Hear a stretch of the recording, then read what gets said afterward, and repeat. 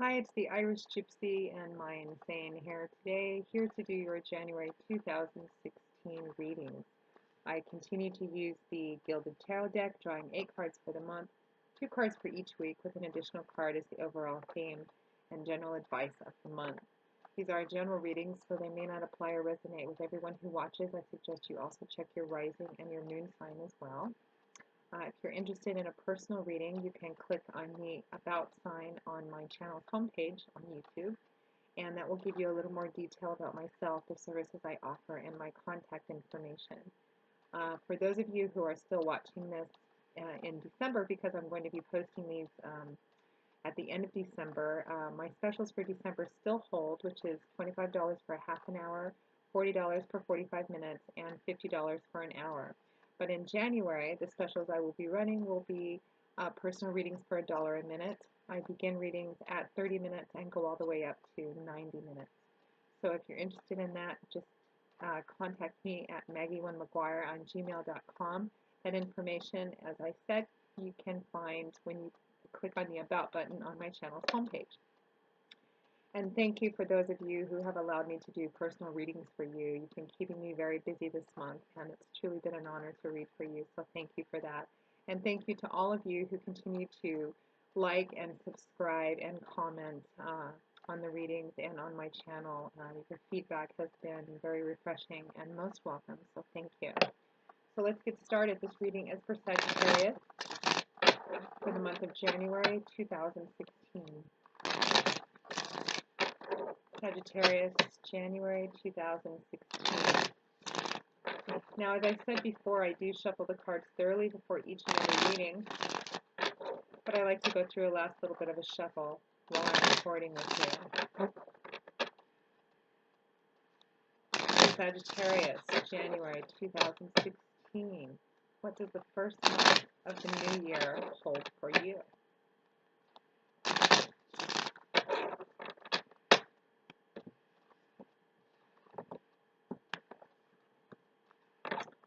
Okay,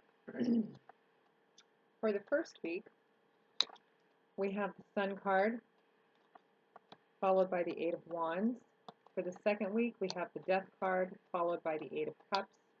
For the third week, we have the Ace of Swords, followed by the Seven of Pentacles. And for the fourth week, we have the Hierophant, followed by the Queen of Wands. And as your overall theme, general feeling of the month, and advice, I pull a card from the bottom of the deck, and you have the Fool card. Very interesting. So let's put this story together for you, Sagittarius.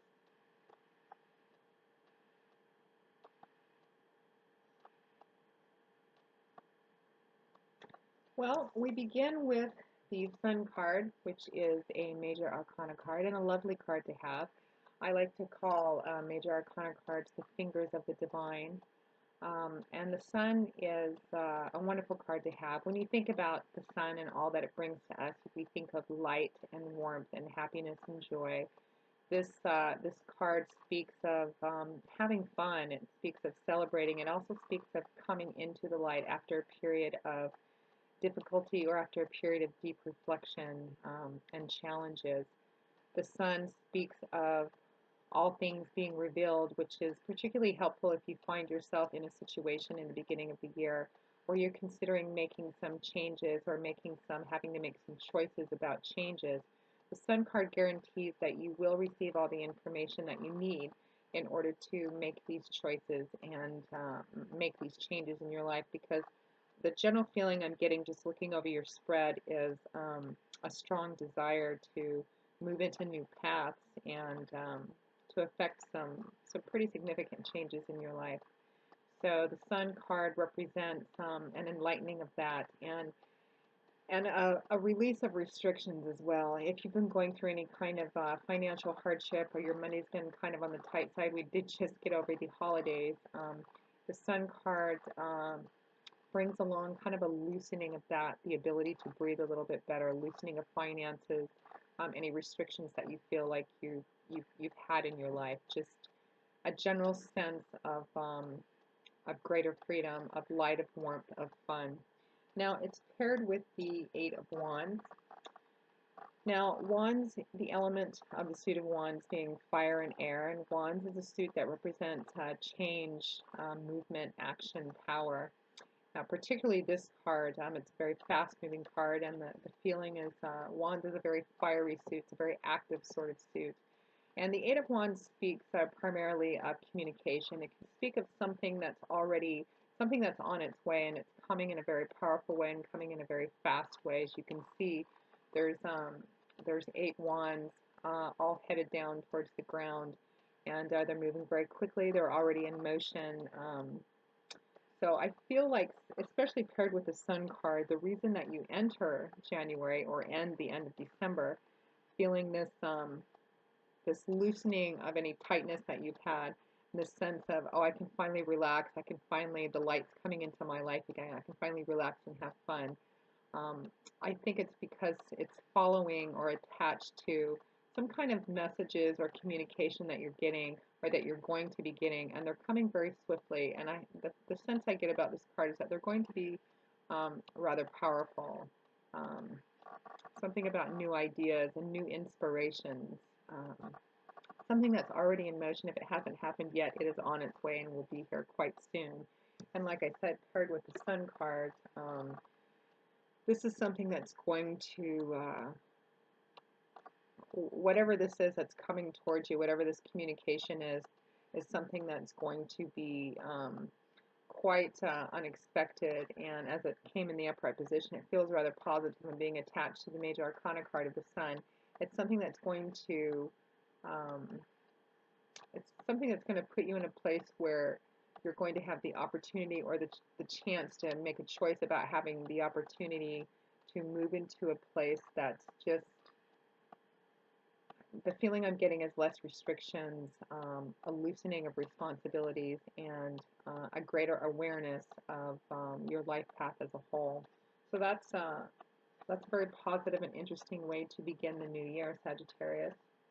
Now in the second month, we have the Death card, another major arcana card, followed by the Eight of Cups.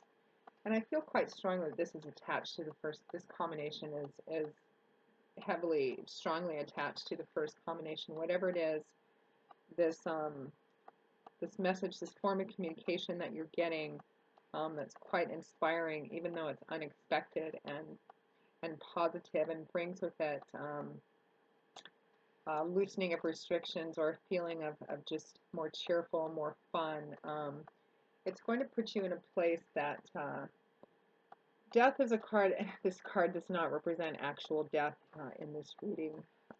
Death represents basically new beginnings because birth always follows death, always. It represents um, the feeling that I'm getting here is that it's representing the death of an old way of life or the death of an idea of how you've chosen to live your life. I feel like whatever this communication you get towards the end of December or the first part of January is going to put you in a place where you have an opportunity to make yourself anew again, where something you or you it puts in you a longing to have to begin a new life, to put to rest an old one, and to begin a new life. There's something, and it's going to require a leaving or a walking away from something, and I feel that very strongly for you, Sagittarius, because it's paired with the Eight of Cups, which I always look at as the walking away card. It can be one of the breakup cards too.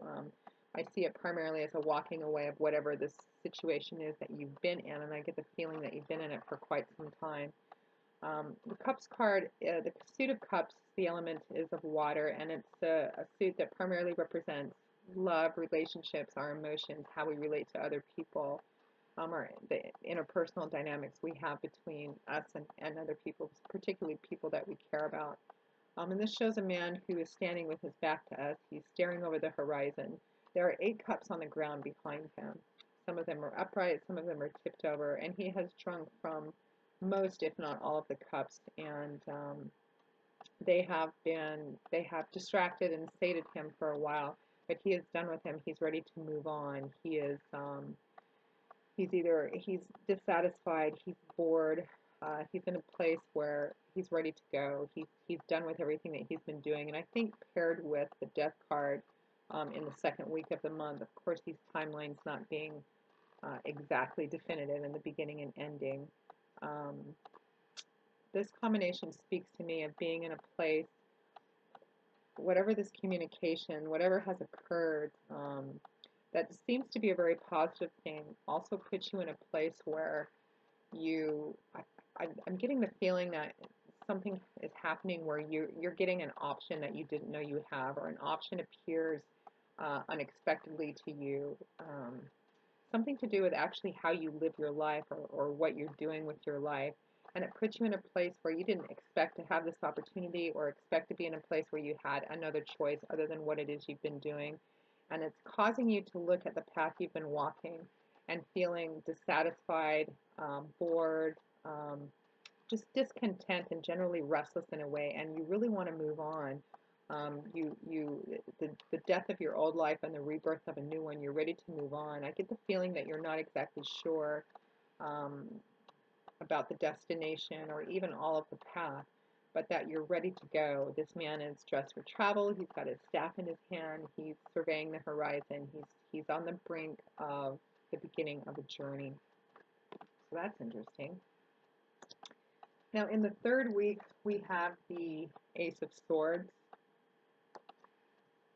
followed by the Seven of Pentacles. And I feel like this is just a continuation of the general theme feeling of this month.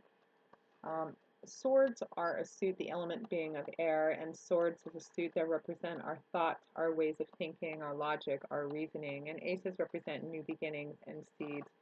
And the Ace of Swords specifically, swords being one of the universal symbols of truth. The Ace of Swords is something that cuts right to the heart of the matter. It cuts right to the truth of something. It cuts away all fantasy and all illusion and all pretense.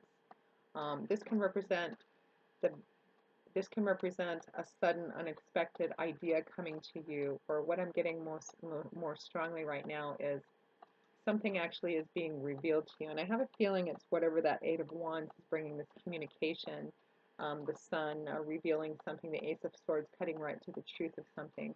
I feel like whatever this is that occurs towards the end of December, the beginning of January, you all of a sudden get a very unexpected sense of clarity about changing your life path. I don't actually really know how that's going to resonate to people that are watching this. It's a general reading.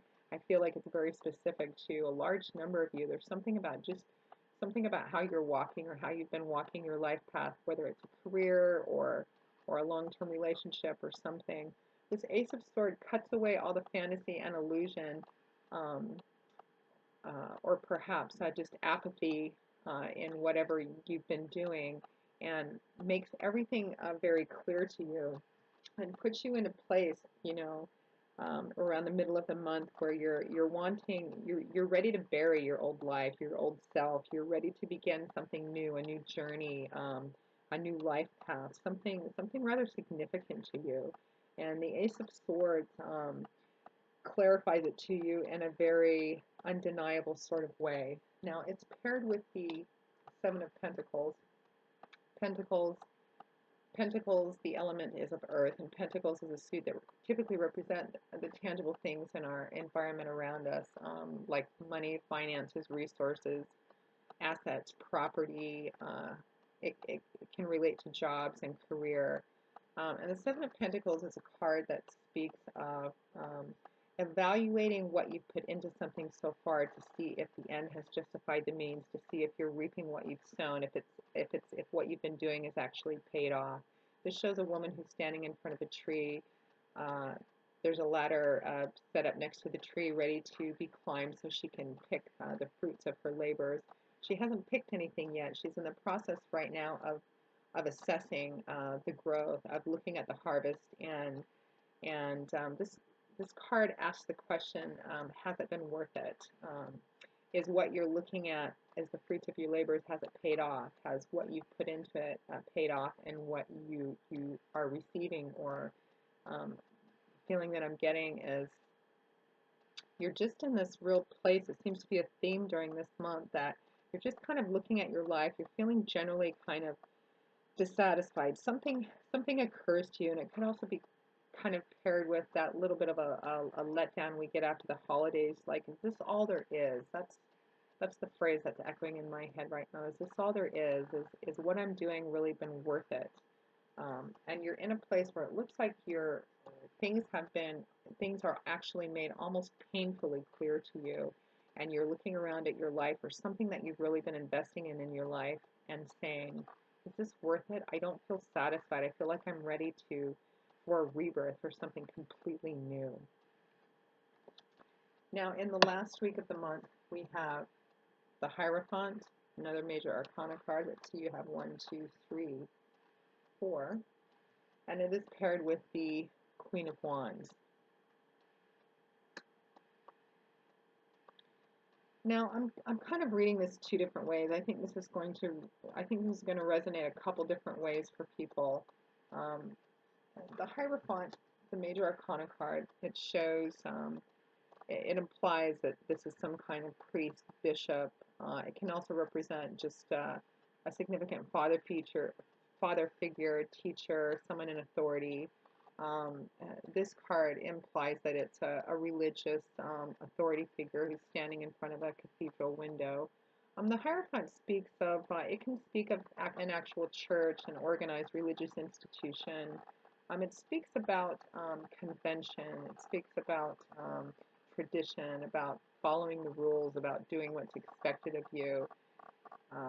And I think that paired with the Queen of Wands, which is a woman that I don't think would be a good match for the Hierophant, and I'm actually reading the Queen as an actual person. And I think for some of you, this card is going to represent you, and I think for others, it's going to represent someone else in your life who embodies these traits. Um, the Queen of Wands is the queen, like kings, is someone who has reached the mastery of her suit, and wands being a very fiery, passionate suit. This is a woman who kind of takes no prisoners. She rules her house with an iron fist. Not to mean that she's a mean person, not at all, but she knows what she wants. She goes after it. She doesn't tend to tolerate much dispute, and she's just a very fiery person. Perhaps sometimes can come off as very aggressive. I read, this could be represent an actual fire sign in your life, which would be, of course, like you, Sagittarius, Leo, or Aries. And I think for some of you, this is going to represent you in this situation. And for those that do, I think, and I'm getting a very strong really feeling off of this, so I think it's for more than half of you, maybe even 2/3 or 3/4 of you, that this follows the general theme in this month of something occurring that puts an opportunity in front of you, an opportunity to have a different kind of life, a life that feels like it's a little more relaxed, a little less restrictive, a little less responsibilities, a little more fun and cheerfulness and lighthearted and laughter. And this is something that was unexpected, you weren't expecting, and it's made you take a look at what actually your life has been like, and suddenly feel very dissatisfied with the picture that you're seeing in perfect clarity.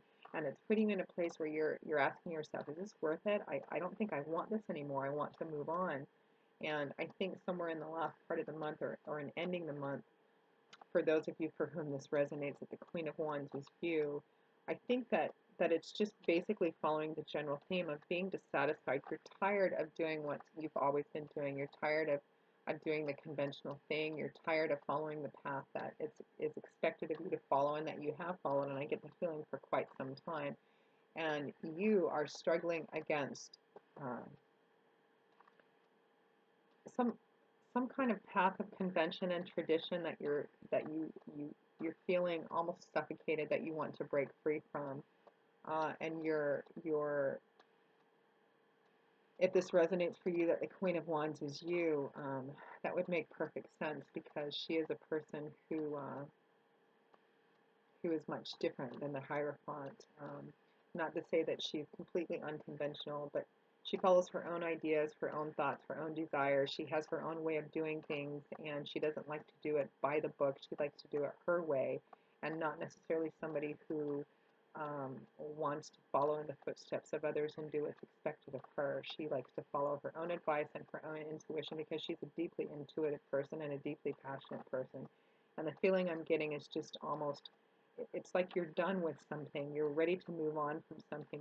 You almost want to die to one thing and be born onto a different path. And there's something that happens that brings this clarity to you, and that makes it feel like a real struggle, like it's something you're trying to break away from, something that you want to do different, something new, and it's something very significant and impactful in your life.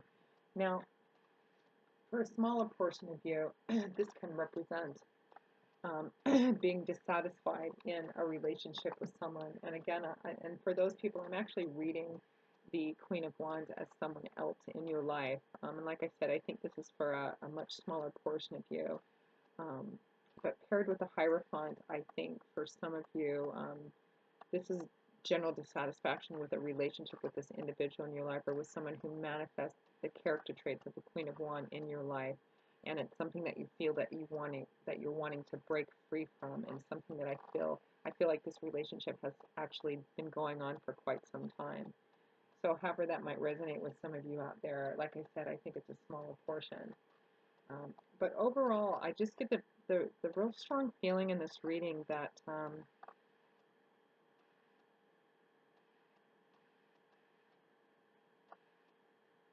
again, you're over something, you're done with something, something gets dropped into your lap, almost like it, almost just out of the blue, something unexpected, and it feels like it's an opportunity or a choice that you didn't anticipate you were going to have, and you were just kind of plodding along in your life and doing what was expected of you, and in this very traditional, conventional sort of way.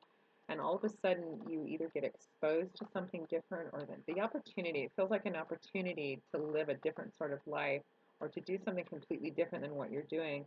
It's kind of dropped out of the blue, and it's made you take a second look at your life. It's put your life as it has been in stark, almost painful relief, and all of a sudden you're saying, I don't want this anymore. I want to die to this and be reborn on a new path, or I want to begin something else that's very different. And you're looking around at your life going, is this really all there is? Is this as good as it's going to get for me?